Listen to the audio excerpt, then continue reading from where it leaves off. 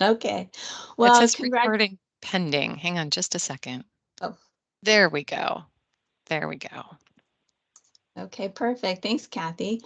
Welcome to everyone, and congratulations on being selected as part of our rank list. We're excited about, getting some cleaner equipment here in San Diego County. Most of you hopefully should have already gotten a contract. Okay, and most of you probably should have already gotten your contract or draft contract. For those that have not yet, we're getting it to you as soon as we can. Um, I'm going to go over the presentation, and then at the end we'll have an opportunity for questions. So be sure and jot them down as they come to you, so you can remember them at the end.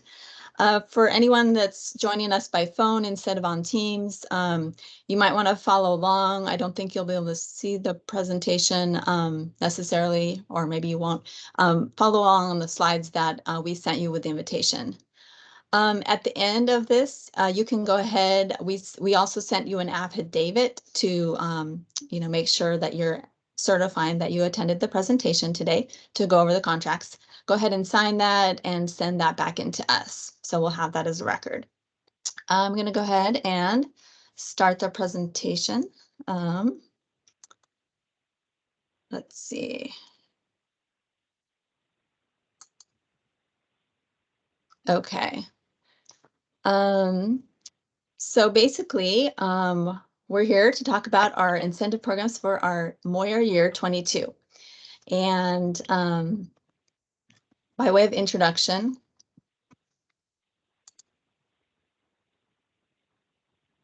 here's our team.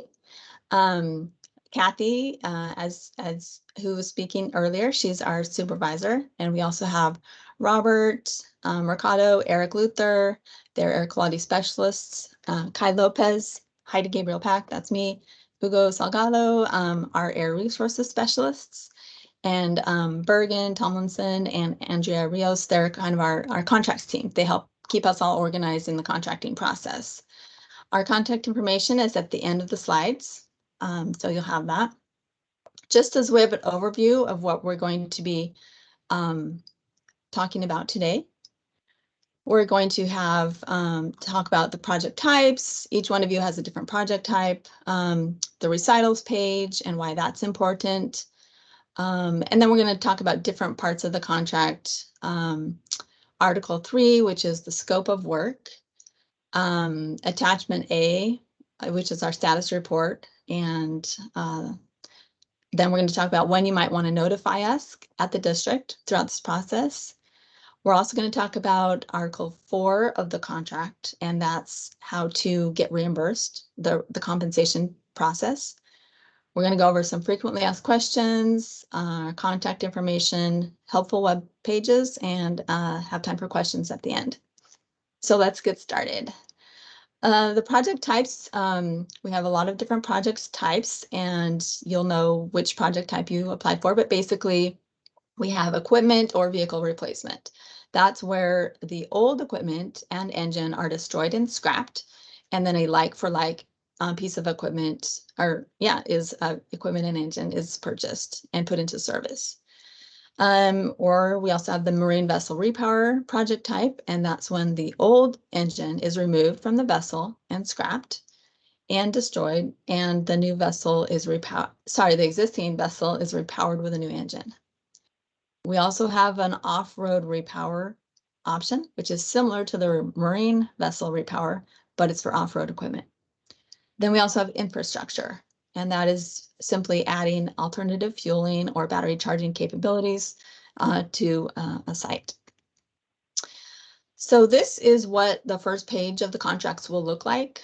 You'll notice up here at the top, we have a, this is the heading. It would say the entity name. This is the entity that we're contracting with. So whatever entity you are with, it would be here. This is talking to the type of the project and the category of funding that we're using.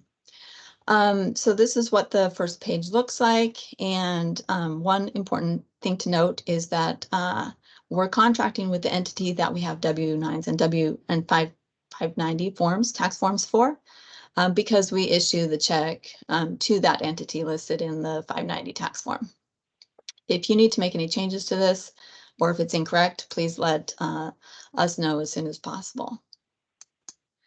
This is what the Form W-9 looks like. You should have already provided as also the 590 form. Okay, now we're going to look at the scope of work. So the scope of work has lots of different parts to it. We talk about the project cost breakdown, the project timing, project tasks, project personnel, baseline equipment, which is your existing equipment, your new equipment, the requirement to maintain the new equipment, and reporting requirements. So all contracts are going to have this table. It's found about maybe page 5 or so in your contract, and it lists all the eligible projects that will be funded. In this example, there's only one piece of equipment to be funded, and there's one line. So it tells you the estimated costs. That's based on the quote provided. This column here is the maximum grant for that piece of equipment. And this column here is just the difference. So this is the amount that you would be responsible to pay. If, for example, that you were replacing 5 tractors, this would have 5. There would be 5 rows here for those 5 tractors.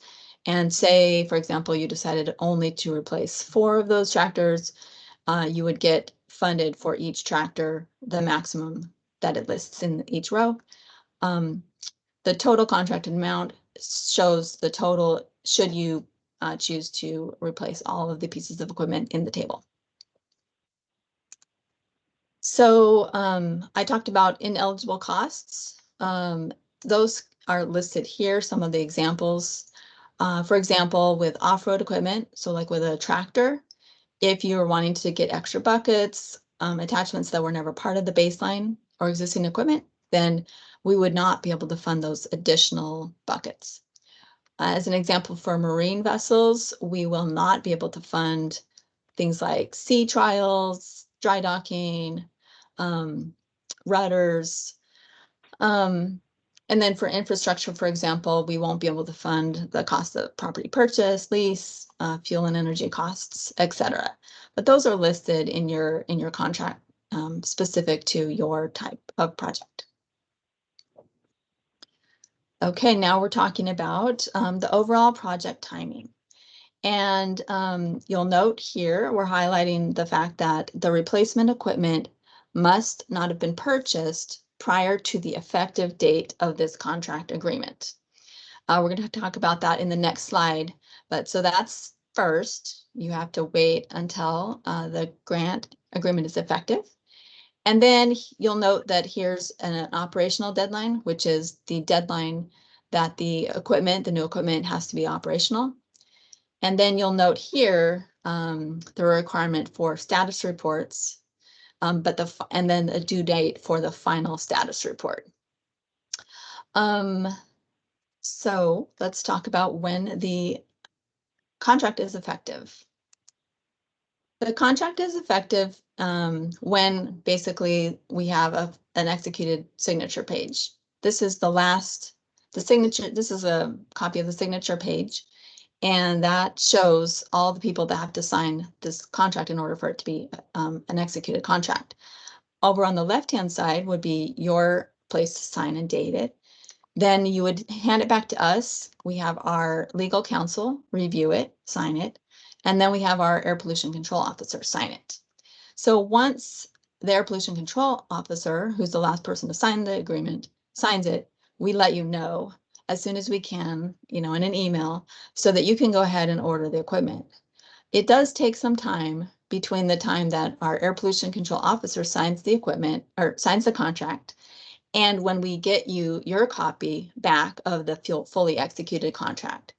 That's why we want, we let you know as soon as we can, so you can go ahead and rely on that piece of information and go ahead and order the new equipment.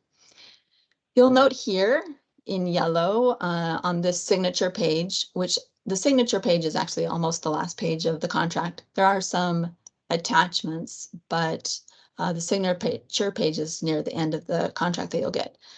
The core, and that's just short for contracting officer's representative.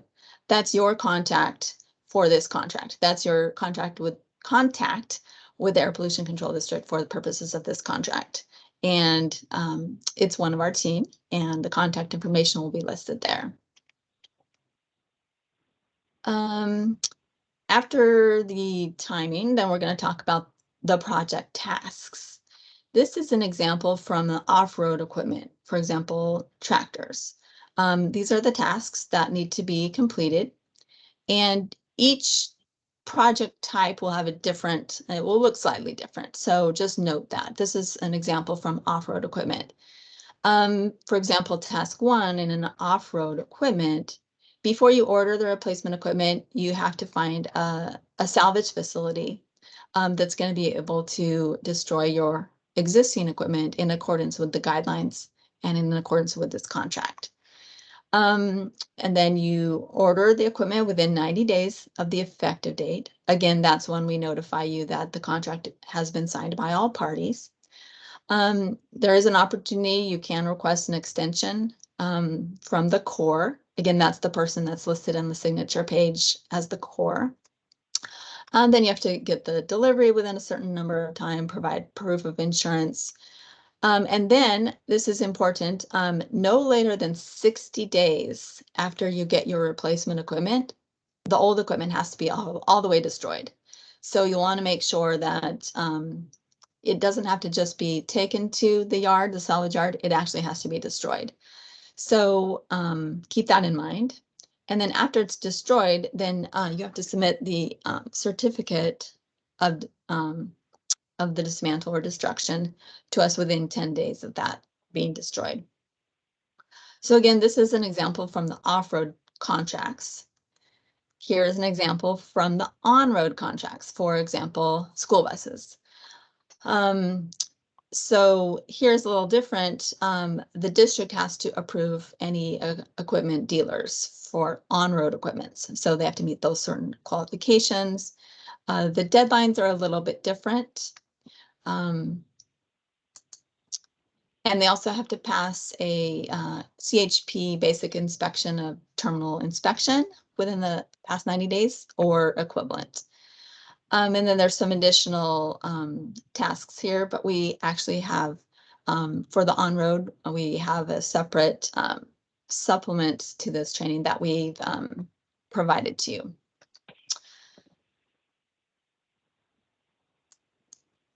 Okay, here's an example from the marine vessel, an off-road repower. So you'll notice that there's not as many requirements.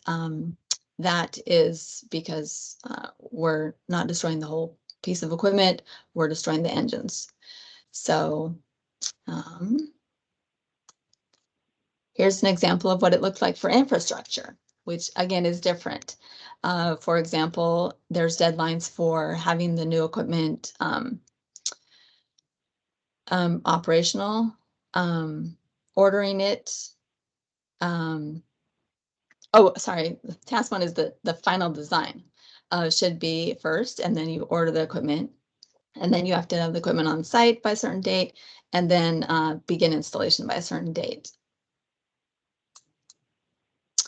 So the next section of your contract after the list of project tasks is the section for project personnel. The district, we can only speak to people listed in this section from your entity, from your company, regarding the project. So make sure that if you want us to speak with certain people, that they're listed in the contract. Usually we'll have the person who signs the contract listed, as well as other people that might be assisting in the project. If you need to make changes to this section, add people, take people off, let us know so we can change your contract. After the project personnel section, we talk about the baseline or existing equipment. So here's another table. This is the second table in the contract. It's found approximately page 6 of your contract. This lists out the information of the pieces of equipment that we verified through the pre-inspection process. So we talk about the record number, your identifying information of the piece of equipment, what type it is, and then the engine information here, make, model, year, horsepower, serial number, engine tier. So this is important that it's correct because this is the information that we'll be verifying to make sure that this equipment is the equipment that is destroyed. So when we as part of the reimbursement process, we need to make sure that this is the equipment that is destroyed, not a different piece of equipment. Here's an example from the on-road contracts. It's pretty much the same, except it does talk about the intended service class here. Here's an example from the marine vessel repower. Again, so here there's two main engines here in this charter fishing boat. Here's an example of an off-road repower, which is pretty much the same, and we're just changing out the engine. And then we're on to the third table in the contract. This is found at approximately page 8, where we describe the new equipment that you would be getting. Please note that we don't specify a particular manufacturer of equipment. So we know you provided us a quote with what you're planning on getting, but you are allowed to change it if you would like. You will note that we do require the final tier 4 diesel engine if you're getting diesel. And you can get different equipment, but always check with your core to make sure that that particular piece of equipment will work if you're changing out the equipment. Sometimes there's a column here in your contract that says required annual hours. This would be here if we did not have sufficient information to make a determination of your annual usage using operational hour meters. So if you have a column here, be sure that you're going to meet that number of hours on an annual basis, averaged over the term of your contract. For example, some of you, especially in the farm sector, have 10-year projects. So over the course of 10 years, you would need to, on each year, average over 10 years, you would need to, in this example, meet 460 hours per year of using that tractor. Here's an example of what the third table in the contract looks like for the on-road vehicles. It's found at approximately, I think, page 9 in those contracts. Here it's basically, it's similar, and you might have a required annual miles requirement, or you might not. And then, here's your weight rating, an intended service class, and you'll note that you can get a 2020 or greater. And again, if you need to make changes, you can always talk to your core. Here's an example from the marine vessel repower. So here with marine vessels, we require EPA Marine Tier 3 engines. And then you'll note here, there's no annual requirement in this particular contract, but it does require 75% of operation be in the San Diego waters. Here's an example for the off-road repowers, which I don't think we have any this year. And here's some specifications that we list in contracts for infrastructure contracts. For example, battery chargers have to be level 2 and higher for non-residential stations. Installation contractors have to have the appropriate contractor's license, including the EVITP certification if it's required. And then there's some protocols with the charge connectors and battery charger certifications. So those are listed in your contract if you're infrastructure. Okay, after the contract describes the new equipment, we talk about the requirement to maintain the new equipment when you get it. This is found at approximately between pages 10 and 13, I believe. You'll note here the requirement for maintaining the equipment according to the manufacturer's specifications, not tampering with the equipment, having service contracts. And then in item 2 here, it talks about contractor shall maintain a properly operating non-resettable hour meter, which accurately measures the number of hours the engine operates. This is important because in your annual reports that you'll submit to us, you'll be listing the hour meter readings. So we need to know that those are accurate. So speaking of the reporting, which is this section, the contract identifies 2 separate reports that you would submit to us. And these can be found in the attachments, but basically there's attachment A1, which you will submit by August of this year. And it looks like this. And it basically lists all the tasks that we already just talked about to complete the project. And hey, where are you in each of those tasks? For some of you, you might be pending, you ordered it, but maybe it's going to take, there's a long lead time on your equipment. Others of you, maybe by August, you would have everything. So it's really dependent on your project. We just want to get a report from you by the end of August to know where we stand on this project. So the second report that's going to be due is found in attachment A2. And this attachment A2 is going to be due annually for the entire life of this contract. I will note actually that right now, before I forget, but there's additional reporting requirements for infrastructure. So if you have that type of contract, you'll want to note that if there's a problem with the fueling station, there's certain deadlines to report it to us.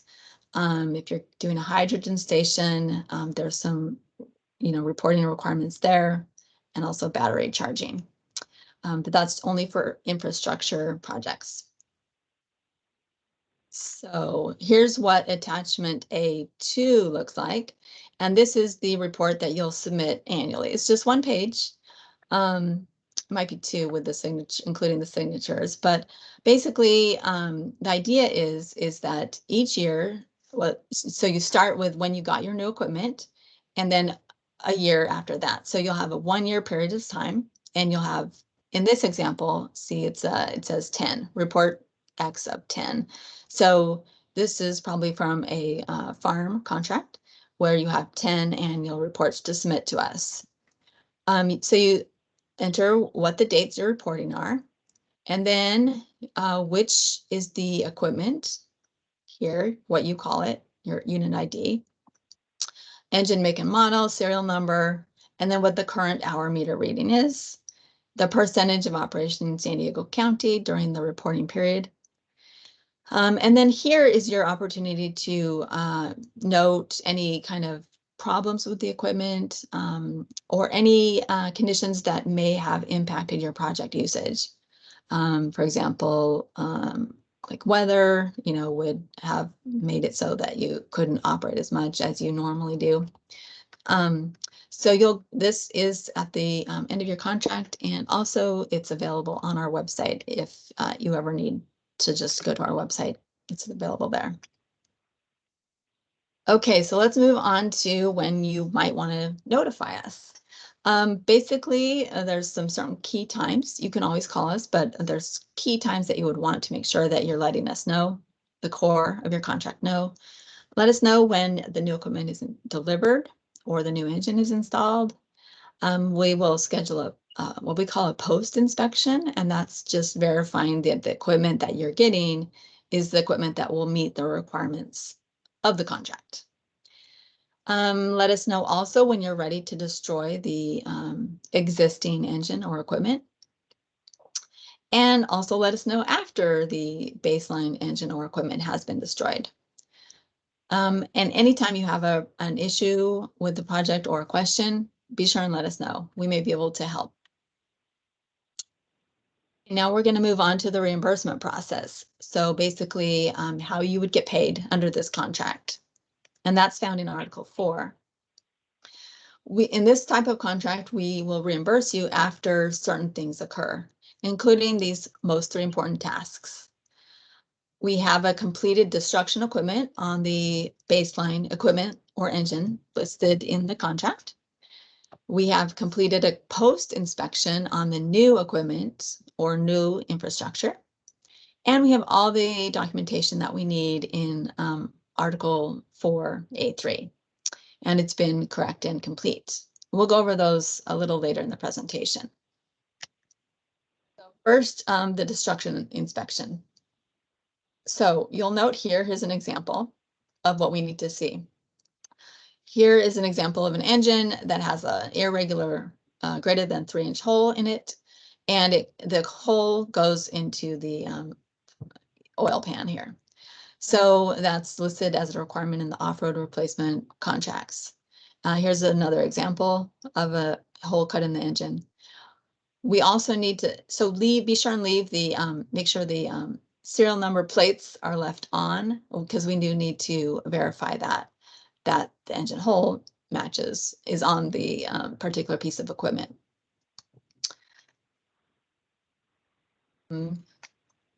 Here is, in addition for, and that's on all engine projects.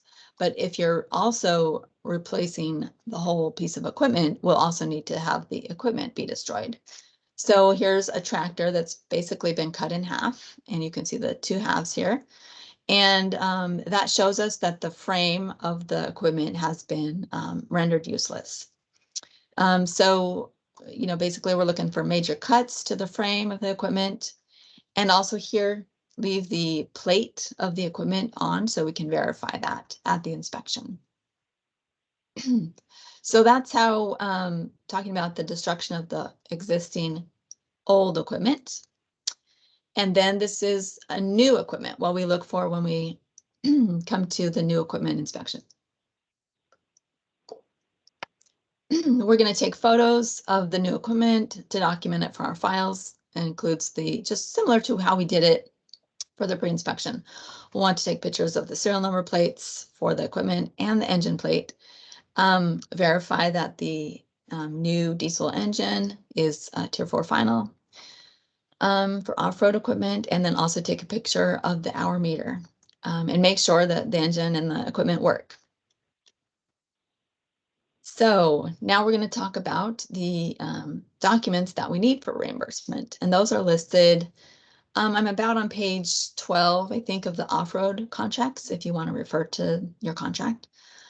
This is a list of the items that are going to be needed for reimbursement for off-road contracts. And just a helpful point, the sooner that you can provide those documents to us after you're done with your contract, the sooner that you can get your reimbursement check. So for example, here we would need an invoice, and that's actually found at the last page of your contract. We call it Form 1, and that just is your way to invoice us. And a copy of the invoice from the dealer, so showing what you paid for the equipment. It has to be signed by contractor, that's you, and the dealer. A copy of the executive order for if you're doing a diesel engine. If it's a zero emission technology, it should just be like the CARB approval letter. And then proof of insurance, and those documents, the insurance requirements are listed elsewhere in the contract. Also proof of warranty. There's certain warranty requirements that you have to meet. For on-road vehicles, you also must provide the copy of the title, the DMV registration, and then the inspection that I referred to earlier. Okay, so this is what the Form 1 invoice looks like. And again, it's found at the last page of your contract. And, make sure you submit this to us, when you're submitting or after you've submitted all the other reimbursement documents to us. This date, invoice number here, you can put whatever number you want to, or your accounting department wants to use to track it. We just can't have, if you're, it just can't already have been the same number as one that you've submitted to us before. So, this is your opportunity to list out, serial numbers, year, model number, the amount paid, and then the grant amount. Here's an example of the dealer invoice. It describes the equipment here, shows the amount that you paid, you know, all the fees that you paid. And then here's the signature and date. And keep in mind that the purchase date must not be before the contract was signed. Here's an example of what an executive order looks like, and your equipment dealers can certainly help you get these. This right here is the CARB executive order that's certified by the California Air Resources Board. And then for marine vessels, you know, since those are verified by EPA, your document will look something like this. So again, your dealers can help you find that. Okay, the insurance requirements are listed in your contract and also listed here. But basically, and I suggest, you know, maybe giving that page of the contract to your insurance agent to make sure that the policy that they're writing for you meets their requirements. So there's requirements for the insurers, you know, with size and ratings. It has to be direct physical loss or damage insurance, all risk or special form perils, full replacement cost coverage, except for UTVs only, and we're accepting actual cash value insurance on that. No co-insurance penalty. You have to identify the equipment, you know, by serial number on the policy. APCD, the Air Pollution Control District, has to be listed as a loss payee that's going to have an insurable interest. And also, we have to have some documentation that the insurance policy will not be canceled without us, you know, being notified. There's also some different requirements for infrastructure. Must also have property insurance for the full replacement cost of all real property with no co-insurance penalty. And if the project is over $50,000, the district must be included in a security interest on the UCC financing statement. Okay, and the other thing that we would need for reimbursement would be the warranty. So here's an example showing, I think this is from a Kubota tractor. It's showing here, it's a 24-month or 2,000-hour warranty. And our requirement is that for off-road is that the engine equipment and equipment must have a minimum of 1,600 hours or 1-year warranty. There's different requirements, of course, for infrastructure, and that must consist of a full factory warranty lasting at least 3 years. And also the on-road warranty requirements are a little bit different too, especially the electric school buses have different different warranty requirements. Okay, so here is how you would show us that your old equipment has been destroyed. This is attachment B. And actually attachment B is found on the off-road equipment replacement contracts. And this is, you know, this is pre-populated here. And then when you take the equipment to the dismantler and when they destroy it, they put in the dates here, here and here. And then this is the date of when you get your new equipment to replace this old equipment.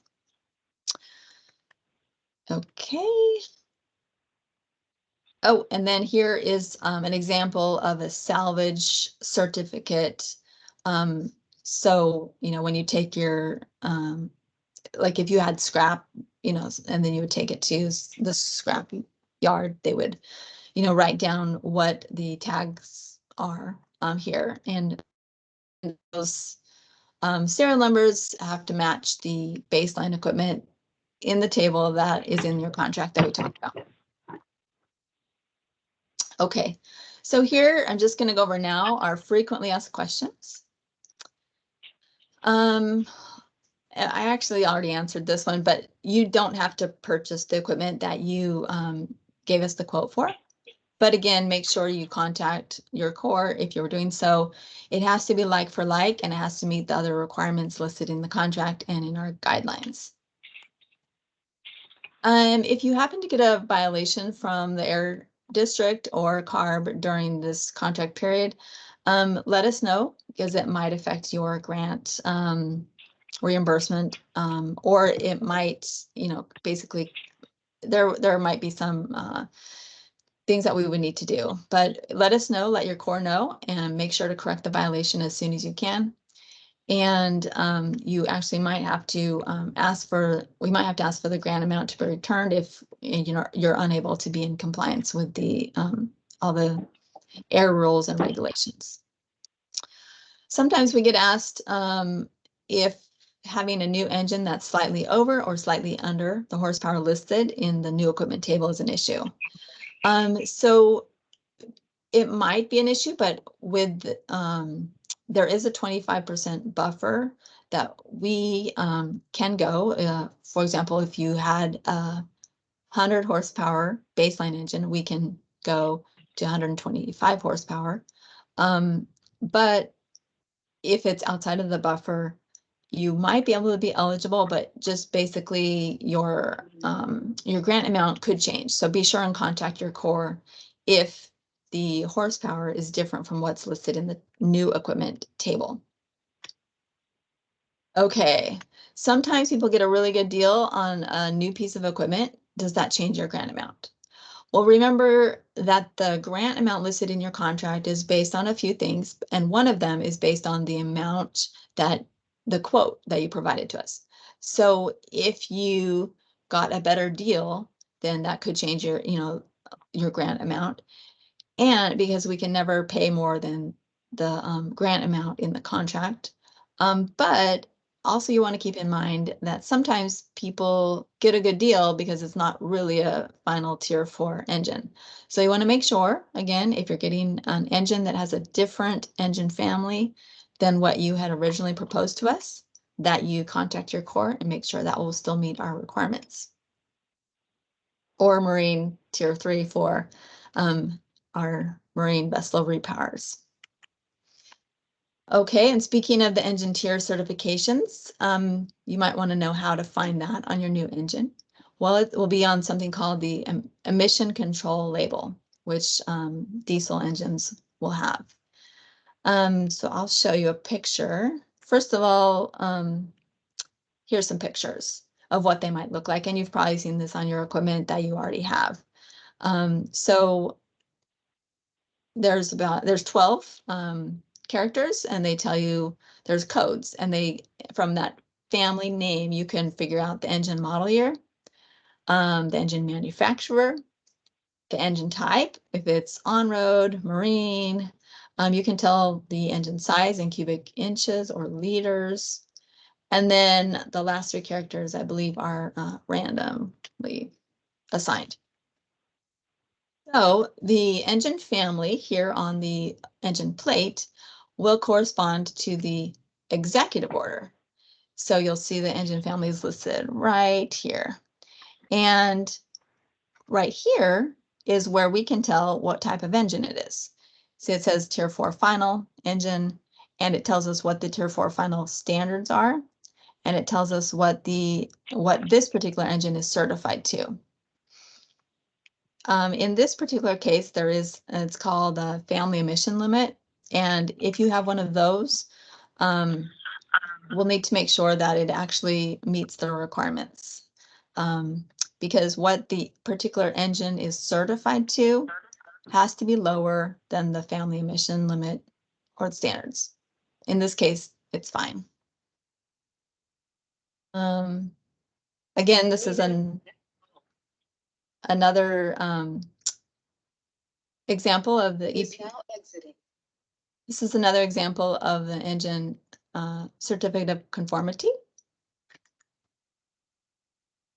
Okay, so this is what I was just trying to explain. So that we match the engine family name on the equipment to the engine family name on the certification.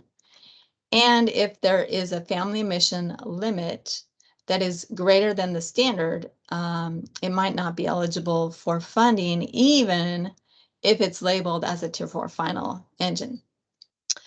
This is because EPA allows for manufacturers to engage in family engine family averaging. And so, but for purposes of the Moyer program, we want to get the cleanest engines possible. So we need to make sure that it actually meets the certification requirement. So be sure and contact your Corps if you have any questions about the engine tier certification, especially if you're getting an engine that has a different family than what you proposed.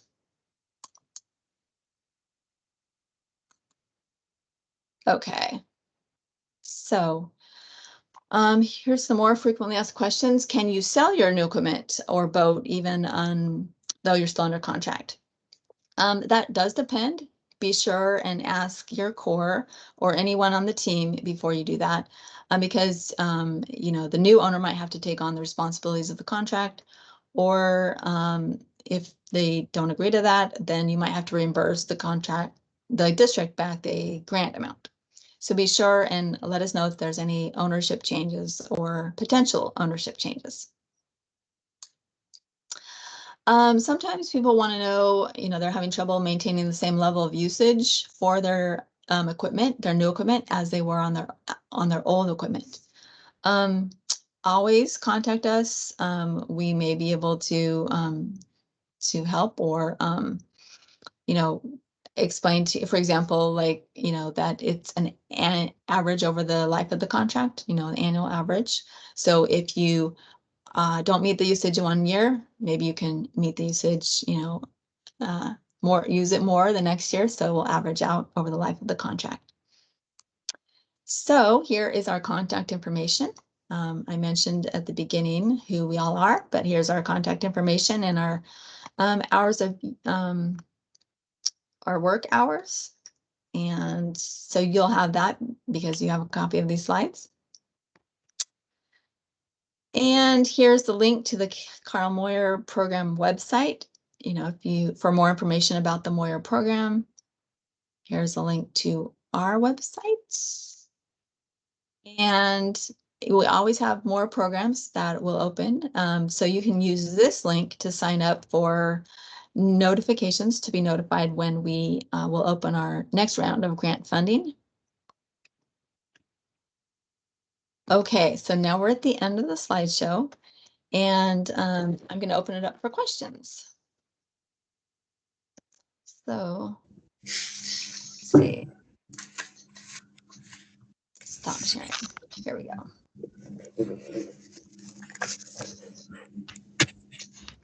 All right, does anyone have a question? I have a question. Okay, I saw Vic first. I'll go to Vic. Yeah, how do we go about getting I don't have a copy of the contract yet, so maybe it's in there. Go about getting a list of the dismantlers to choose from. Yeah, so the list of the dismantlers is on our website. And let's see, what type of equipment do you have? Is it on-road or off-road? Off-road farm tractor. Okay, okay. I can just email you a link to our list if you would like. Okay, thank you. Let's see, then I think Joshua Yeah. is next. I just have a couple questions real quick. So the contract, I haven't gotten it either. I've been doing all the process for my company, but it's coming under my boss's name, and I gave his email. I don't know if it would come to me or him, just so I can have him be on the lookout for it. I don't know if that's if they would send it to me or if they're going to send it directly to him. Oh, okay. Yeah, we like I said, you know, we haven't gotten all the contracts out yet, but we would definitely either send it to you or him. I can follow up with Hi, Heidi. Can you guys hear me? I can answer this, Joshua. So I was thinking about adding you. I was gonna email you actually to add you to the contract. So I would probably send it to both you and Jose. Yeah. So okay, perfect. If not, yeah, so I can have him look out for it too. Yeah, I will email you to confirm today. Okay, and then just one other one on the destruction of the machine. Is the whole machine has to be destroyed then, like the buckets, everything, or just the engine?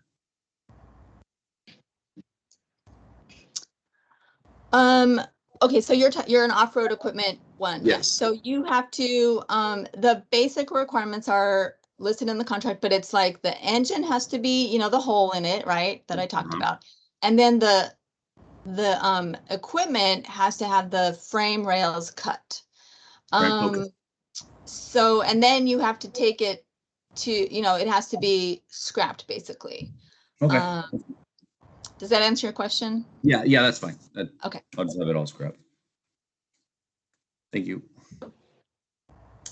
You had showed a slide on there which had said, hey, once you place the order for your equipment, you have to receive the equipment within 60 days.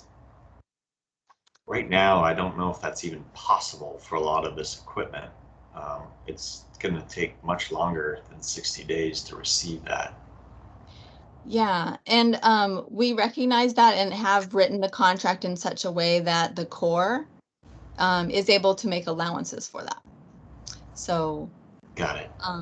The 60 days, yeah, is our default for, that's off-road. You're off-road, right? Off-road Correct. equipment. Yeah, Yeah. so that's our default. But we are able to, the Corps is able to make allowances for if you need extra time. Okay. But you can also even contact your Corps right now, and you know, maybe they can write it into your contract if you already know what, you know, how long it will take. Like it's not going to be 60 days, it will be, you know, however many days. They'll see if they can write that into your contract at this point in time. Okay. And if we just us receiving the contract, that doesn't allow us to order. We have to wait till everything gets signed and all that stuff before we can actually order the contract, or sorry, Yes. order the equipment. Yes. Okay. So that's just because, you know, then we have an executed contract, and so Okay. yeah. I guess the only concern is it says it's got to be in service by May of next year, which sounds like it's a long ways away, but if it's gonna take a couple months to maybe get executed contract back, the equipment manufacturers, it sounds like, are super far out with everything, and I just would be concerned that now that May date could become a problem potentially, depending on equipment and manufacturers. Yeah, and actually, if you have a May date in your contract, it's more likely that we would be able to extend it out. If you had a December date in your contract, like you would want to be sure and you're ordering it as soon as you can. But May means that we don't have necessarily an upcoming compliance deadline for you. So, you know, we can be more flexible with May dates. Got it. And then, sorry, last question. Mm-hmm. Do we, like, once we receive the contract, we sign it and send it back, what is the rough estimate of how long before we get it fully executed back? Month, 2 months, 2 weeks?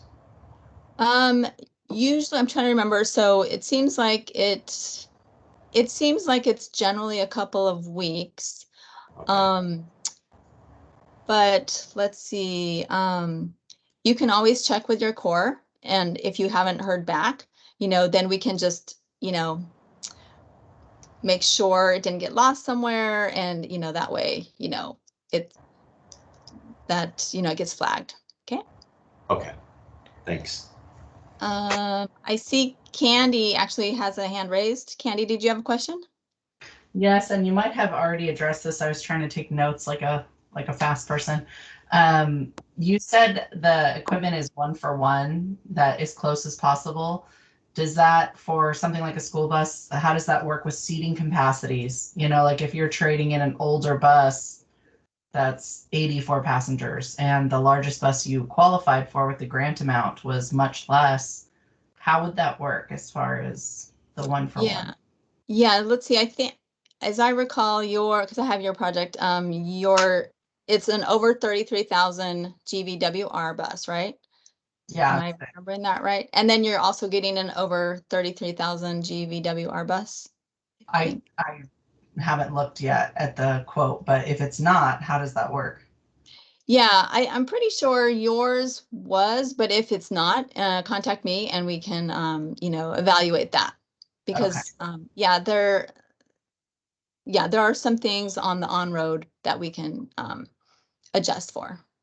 Yeah, I think the original grant amount I applied for was not what was awarded. So that's why I was curious about that, because when I applied for a large amount and then was awarded less. So I wasn't sure, when you're awarded less, does it give you the ability to get what you can with what you're awarded? So yeah, so the reason why you might have been awarded less is because, you know, there's many factors, but one thing would be like the hour. I mean, for buses, it would be the number of miles. It just didn't maybe meet that. But going to your question of what can you get with your grant, it has to meet the requirements that are in the contract. But, you know, we can talk and after this, and I can go over it with you more specifics. Okay, great. Thank you. All right, Candy. Let's see. Oh, Alan. I'm here. Yes. Okay. Hey, I haven't received a contract in the mail either, and I was just curious on the ETA of our contracts that are being mailed out, so I can kind of look for it. Yeah, I know we're trying to like do as many as we can as soon as we can. So do you can maybe you know what, Alan, I will check with your person too to see if they have an ETA on that one and ask them to let you know. Perfect. And then I have one other question on the marine part of the 75% in San Diego or U.S. waters, and that is what we need to log for the life of the contract. Oh, so the example I gave, you know, with the table that said 75%, that Right. was specific just to that contract. So I guess I should have Gotcha. made that more clear. So it's based on your historical usage. And so, Right. yeah. So you're asking how you would log that for purposes of your contract? Yeah, I just need to know if I need to pay attention to a percentage of U.S. waters while under operation under the contract time of life. If not, it's no big deal. But if it is, then I need to keep an eye on it. Yes. Yeah, definitely keep track of that. Right. Okay. Thank you very much. But you don't have a percentage or do you for the marine power? Sorry, you cut out a little bit. I don't have a what for the marine power? So is there a percentage of U.S. versus international Mexican waters that needs to be logged percentage-wise in U.S. waters while I'm under the contract? I can give you my logs. If there's a percentage in U.S. waters, I need to pay attention to that so I stay within the parameters while I'm under contract. Yeah, Kathy, maybe you can help me out, but I think the requirement is that we list in the contract is just the percentage in San Diego waters. Yes, you'll probably in your contract, it'll specify what that percentage is. It won't necessarily be the 75% that Heidi used in her example. It'll depend on how you've been using your vessel in the past. And so when you get your contract, you'll see that there will likely be a percentage. I don't know what that is without looking at your specific contract, but you will want to keep track of that. Yeah, I'll see it when I get the contract. All right, that's pretty much all I have. Okay. Thank you. Sure. Perfect. Let's see. Did anyone, I'm trying to look for hands or anyone have any questions? Oh, Stan Smith. Yes, Heidi, have you seen any incidences of greatly increased supplier prices due to the coming out of COVID and equipment shortages and from these major equipment providers? You know, what I've seen recently, actually are people that have already gotten their contracts last year, right? And so now they're getting their contracts. But what I've seen just in mine, it looks to be about the same as what they quoted, but I don't have, so I can't speak for all the ones we've seen, but maybe Kathy, actually, she sees all of the contracts. Kathy, have you noticed anything? I haven't Mhm. seen big price increases. We have seen time delays. We're definitely seeing supply chain disruptions, and it's taking longer. But we're not, right now at least, we're not seeing big price increases, and we're hoping that that continues. Very good. Well, thank you. Sure. All right, let's see. Anyone else? Am I missing? Trying to look. Heidi, I had a question. Okay, Vic. This is Shad. Oh, Chad can sorry. go. Shad. Okay. Basically on the purchasing process part of it, once we find a piece of equipment, contracted, executed, are we having to buy the tractor outright fully at first and then reimbursed by you guys, or are you gonna pay your percentage to the dealer and then we pay the remaining balance? No, it's only a reimbursement. So you would pay it to the dealer and then we reimburse you. So that's why I was kind of trying to, like when I was talking about the documents to get reimbursed, I was suggesting make sure you provide it to us as soon as you can, because then you'll get your check sooner. Okay. Thank you. Okay, Vic, I think. Yeah, who do we send our affidavit regarding this meeting back to? You can send it to the person who invited you to the meeting. Okay. All right, that's clear enough. And most likely that will be the person who is listed as the core on your contract. Okay, thank you. Anyone else have a question? Let's see, Candy, your hand's up. Do you have another question? No, I never took it down. Oh, okay. Sorry. I did see Chuck.